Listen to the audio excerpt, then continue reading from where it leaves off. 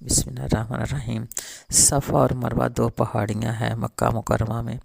تو جب اللہ کے نبی اپنے بچے کو اور بی بی ہاجرہ کو ادھر چھوڑ کے گئے تھے تو وہ پانی کی تلاش میں اپنے بچے کے لیے ان دونوں پہاڑیوں کے درمیان دوڑ کے کبھی ادھر جاتی کبھی ادھر جاتی پانی کی تلاش میں۔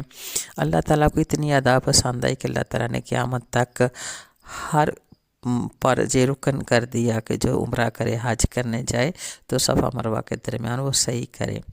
تو کچھ تھے جو اصحابی تھے، ان کے دل میں یہ خیال پیدا ہوا کہ کہیں یہ گناہ تو نہیں ہے، کیوں کہ صفا اور مروہ پر دونوں پر جاہلیت کے دور میں بت رکھے گئے تھے۔ انہوں نے کچھ گناہ کیا تھا، نیلا تھا عورت کا نام، مرد کا نام کچھ ابھی مجھے یاد نہیں ہے۔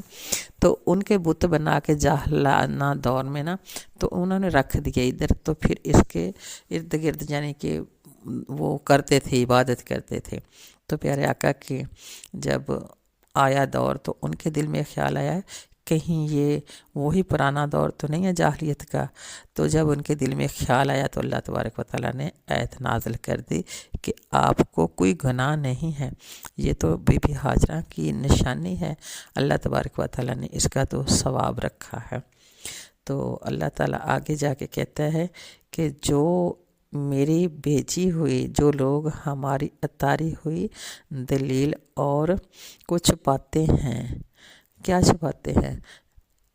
پیارے آقا کی زندگی میں جو کچھ ہونا تھا وہ بھی پچھلی کتابوں میں اللہ نے بیان کیا تھا، تورات زبور انجیل میں وہ بھی اللہ نے بیان کیا تھا۔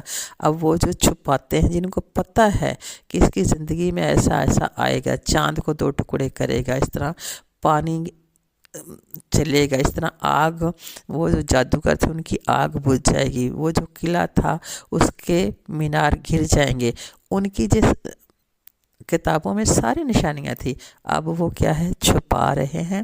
تو اس پر اللہ کی بھی لعنت اور لعنت کرنے والوں تمام کی ان پہ لعنت، یعنی کہ فرشتوں کی بھی اور تمام مومنوں کی بھی ان پر لعنت جو حق کو چھپاتے ہیں۔ استغفر اللہ، جو حق کی بات ہو، سچی بات ہو، ڈٹ کر اسے گواہی دینی چاہیے کہ ہاں ایسا نہیں، یہ بات ایسے ہی، باقی اپنا فیصلہ اپنے اللہ پر چھوڑ دینا چاہیے۔ بے شک